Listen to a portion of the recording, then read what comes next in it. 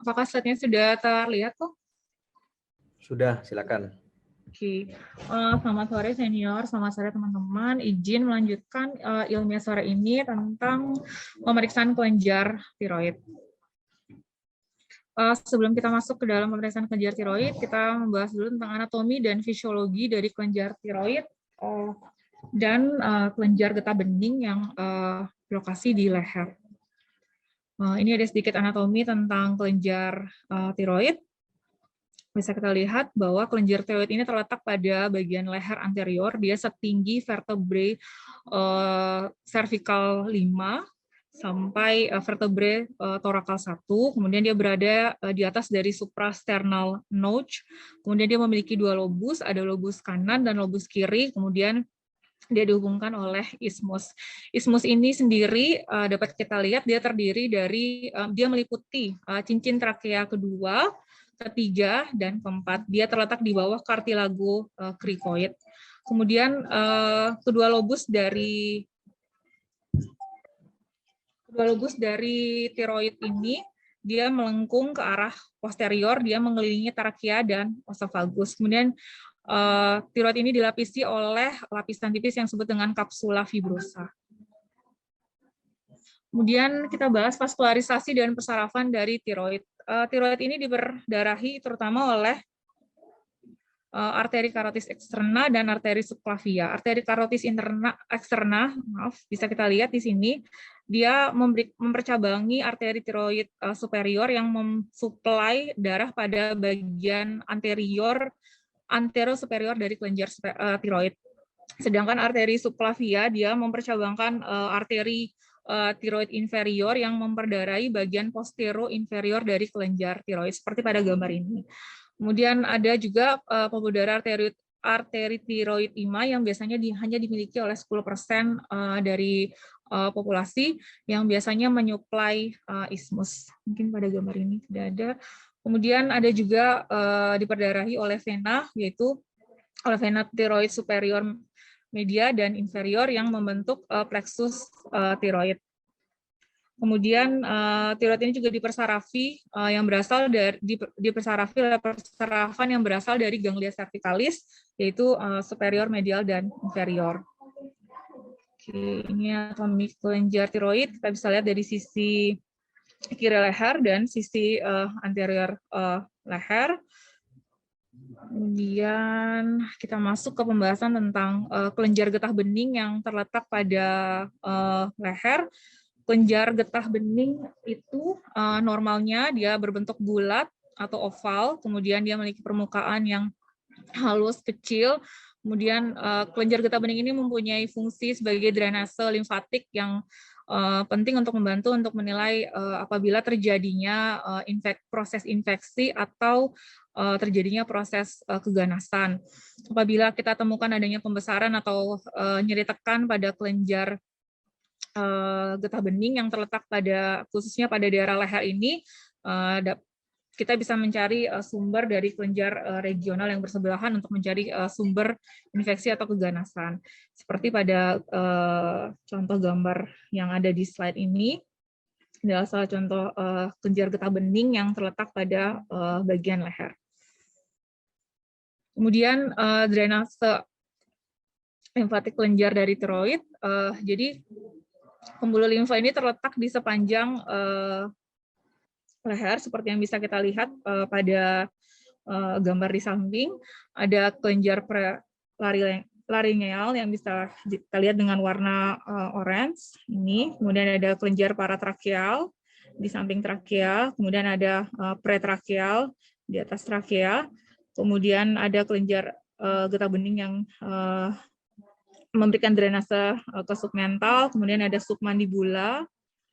Kemudian ada bagian superior deep cervical dan inferior deep cervical, seperti pada gambar ini. Pembuluh limfa sepanjang vena tiroid superior ini dia memberikan drainase limfatik ke kelenjar cervical inferior profundus, kemudian kelenjar limfa brachiosefalik atau thoracic duct ini mendapatkan drainase dari beberapa pembuluh limfa. Oke, Kita masuk ke fisiologi dari kelenjar tiroid. Hormon tiroid ini sendiri disintesis dan disekresi oleh sel epitel folikular yang terletak pada kelenjar tiroid. Dia terdapat dua bentuk aktif yang dapat dibedakan hanya oleh satu atom iodin, yaitu ada T3 atau kita sebut juga dengan triiodotironin, itu adalah bentuk yang lebih aktif. Kemudian ada tetraiiodotironin atau kita sebut juga biasa dengan tiroksin atau T4, yang merupakan bentuk yang lebih kurang aktif dibanding T3 yang biasanya lebih banyak kita temukan dalam darah. Sebagian besar output dari kelenjar tiroid mengeluarkan T4. Kemudian T4 ini akan dikonversi menjadi T3 oleh jaringan target. Kemudian hormon T3 inilah yang mempunyai fungsi untuk mekanisme kerja pada sistem kerja dalam tubuh. Kemudian kita masuk ke fisiologi kelenjar tiroid. Seperti bisa kita lihat bahwa fisiologi kelenjar tiroid ini dia dipengaruhi oleh dua hal penting, yaitu ada namanya iodin. Iodin itu kita peroleh dari luar, biasanya dari makanan. Kita peroleh dari luar tubuh. Kemudian ada namanya tiroglobulin. Tiroglobulin ini memang normal diproduksi oleh sel folikuler dari epitel tiroid. Nah, kedua elemen ini merupakan hal yang penting untuk pembentukan dari hormon tiroid. Bisa kita lihat di sini, iodin yang masuk akan mengalami peroksidase, kemudian dia menjadi iodida. Kemudian dia bergabung dengan tiroglobulin, sehingga membentuk MIT dan DIT. Kemudian MIT dan DIT ini akan mengalami peroksidase, sehingga mereka akan membentuk T3 dan T4, di mana T3 itu dibentuk oleh MIT dan DIT, sedangkan T4 itu dibentuk oleh 2 DIT. Kemudian mereka akan masuk kembali ke dalam intrasel, kemudian mereka akan mengalami eksositosis. Kemudian ada yang masuk ke dalam sirkulasi darah, yaitu dalam bentuk T3 dan T4. Ada yang mengalami deiodinisasi kembali untuk mengalami siklus kembali untuk pembentukan hormon tiroid. Oke, ini adalah regulasi dan mekanisme kerja dari hormon tiroid, di mana dipengaruhi oleh hipotalamus yang mengeluarkan adanya thyroid releasing hormone yang memberikan efek positif, sehingga kelenjar pituitari anterior mengeluarkan thyroid stimulating hormone yang memberikan signal positif pada kelenjar tiroid, sehingga mengeluarkan T3 T4, sehingga memberikan feedback negatif yang mengatur mengatur T3 dan T4 dalam darah. Oke, kemudian kita masuk ke pemeriksaan kelenjar tiroid dan kelenjar getah bening. Pertama yang kita lakukan adalah hal pertama seperti kayak tadi payudara, kita inspeksi dulu. Kita inspeksi umum, yaitu selain pengamatan kelenjar, kita juga mengamati hal yang umum dari pasien dengan kondisi disfungsi kelenjar tiroid dapat memiliki beberapa manifestasi klinis. Seperti kondisi pada gambar slide di samping ini, kita bisa lihat keadaan kuku yang kita bisa kenal dengan namanya tiroid acropathy, ataupun kita bisa juga lihat kelainan kulit yang disebut dengan dermopati tiroid, seperti ini gambarannya, ataupun pasien-pasien yang memberikan gambaran mixed edem pada hipotiroid. Kemudian selain itu kita juga bisa melakukan pemeriksaan yang disebut dengan tremor halus, yaitu pada gambar di samping, yaitu kita juga bisa dengan meletakkan kertas di atas tangan penderita, kemudian diluruskan seperti pada slide, pada gambar di slide ini, kemudian kita bisa lihat apakah ada gerakan tremor halus atau tidak. Oke, kemudian kita bisa juga lihat ada tanda yang lain dari tanda disfungsi tiroid, yaitu ada exophthalmos seperti pada gambar slide di samping ini. Exophthalmos itu ditemukan pada sekitar 60% pasien dengan Grave ophthalmopathy dan 50% dari pasien dengan Grave disease mengalami exophthalmos. Exophthalmos itu sendiri adalah protrusi abnormal dari bola mata. Langkah pemeriksaan yang bisa kita lakukan yaitu pertama kita lakukan pemeriksaan dengan pasien dalam posisi duduk, kemudian pemeriksa berdiri di belakang pasien, kemudian kita lakukan inspeksi mulai dari atas kepala pasien, kemudian kita tarik kelopak mata pasien ke atas dengan lembut, kemudian kita bandingkan protrusi bola mata pada posisi kornea dengan kelopak bawah. Kemudian kita juga bisa, selain melakukan pemeriksaan fisik tadi, kita juga bisa melakukan pemeriksaan yang lebih detail, yaitu dengan exophthalmometer, dengan USG, atau dengan pemeriksaan CT scan. Oke, kemudian sekarang kita melakukan pemeriksaan pada kelenjar tiroid. Pertama kita melakukan inspeksi, kita melakukan dengan kepala pasien diposisikan sedikit mendongak ke atas atau leher dalam posisi netral. Kemudian pasien bisa juga dalam posisi duduk ataupun berdiri. Kemudian kita melakukan pemeriksaan inspeksi. Yaitu kita mulai inspeksi mulai dari area di bawah kartilago krikoid. Lakukan inspeksi di sini, kemudian kita amati kontur dari kelenjar tiroid, kemudian kita minta pasien untuk sedikit melakukan gerakan menelan atau gerakan meminum sedikit air. Kita amati gerakan leher setiap pasien melakukan gerakan menelan. Kemudian kita amati pergerakan kelenjar tiroid ke atas, kita perhatikan konturnya dan kita perhatikan simetrisnya. Kemudian kita perhatikan juga kartilago tiroid, kartilago krikoid, dan kelenjar tiroid seluruhnya bergerak dengan gerakan menelan. Kemudian kembali ke posisi istirahat. Kemudian inspeksi juga dapat kita lakukan selain dari belakang pasien, dari depan kita juga bisa melakukan inspeksi dari samping pasien untuk melihat bentuk ataupun kontur dari kelenjar tiroid itu sendiri. Ini posisi kelenjar tiroid dalam posisi istirahat pada gambar slide ini. Oke, ini inspeksi kelenjar tiroid dari samping, bisa kita lihat tampaknya ada pembesaran. Kemudian ini gambar posisi kelenjar tiroid dalam posisi istirahat yang sebelah ini, kemudian yang kanan ini pada saat posisi menelan. Oke. Kemudian setelah inspeksi kita melakukan palpasi pada kelenjar tiroid. Di mana pada gambar slide di sebelah kiri ini kita bisa lihat bahwa pemeriksa melakukan pemeriksaan dengan berdiri di belakang penderita, ya. Kemudian posisi pemeriksa berdiri di belakang pasien, kemudian pasien dalam posisi duduk. Kita minta pasien untuk agak sedikit memfleksikan leher sedikit ke depan agar otot dari sternocleidomastoideus ini relaksasi. Kemudian seperti pada gambar di sebelah kiri ini kita meletakkan jari kedua tangan pada leher pasien dengan jari telunjuk di bawah kartilago krikoid. Kemudian kita minta pasien untuk menelan dan kita mempalpasi pergerakan ismus dari kelenjar tiroid tersebut saat pasien melakukan gerakan menelan. Kemudian selanjutnya jari tangan kiri kita mendorong trakea ke sisi kanan, kemudian jari tangan kanan kita melakukan palpasi pada lobus kanan. Hal yang sama kita lakukan juga pada pemeriksaan lobus kiri.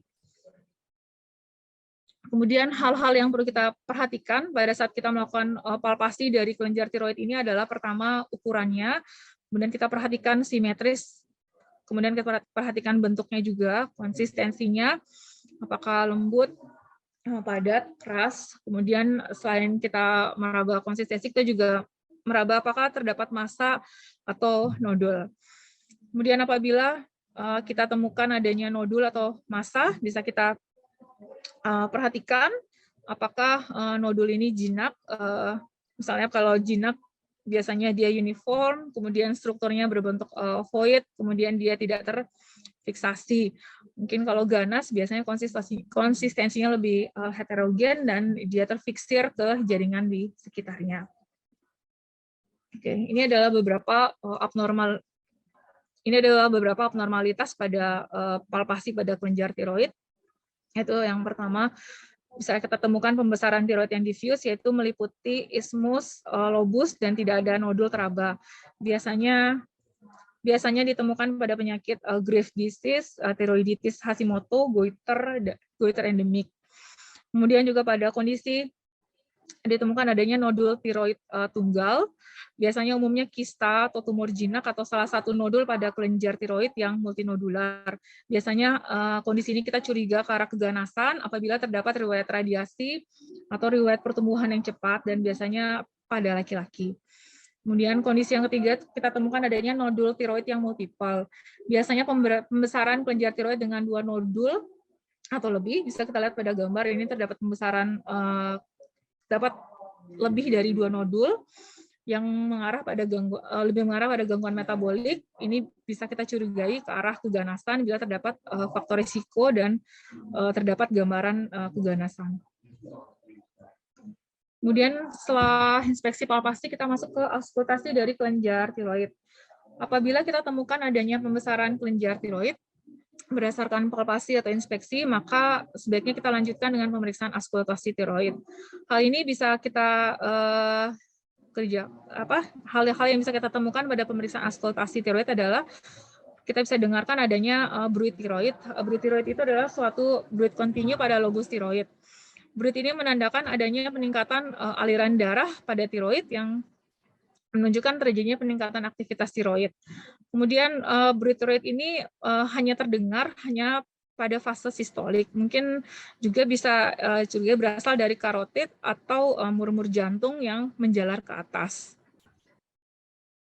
Oke. Kemudian setelah kita melakukan pemeriksaan pada kelenjar tiroid, yang kita tidak boleh lupa juga melakukan pemeriksaan pada kelenjar getah bening yang terdapat pada leher.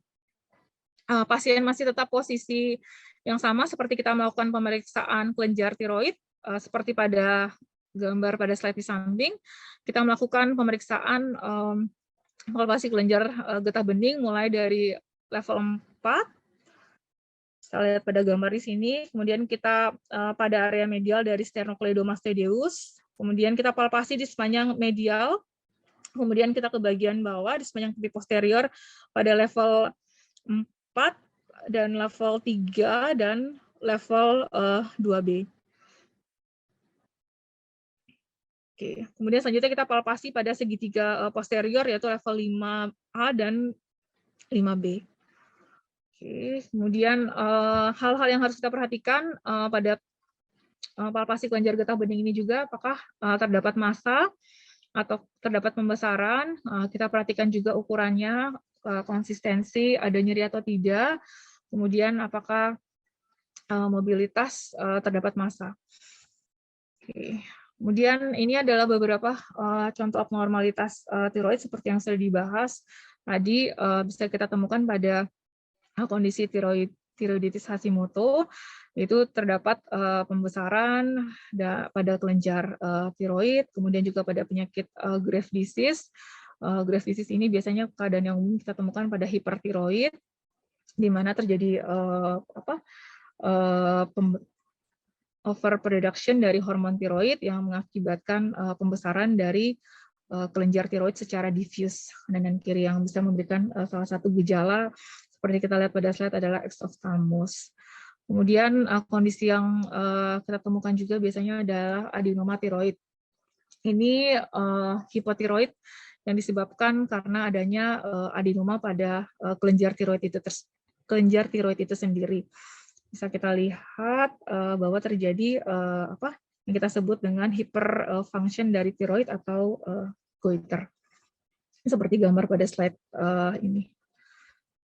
Oke, terima kasih.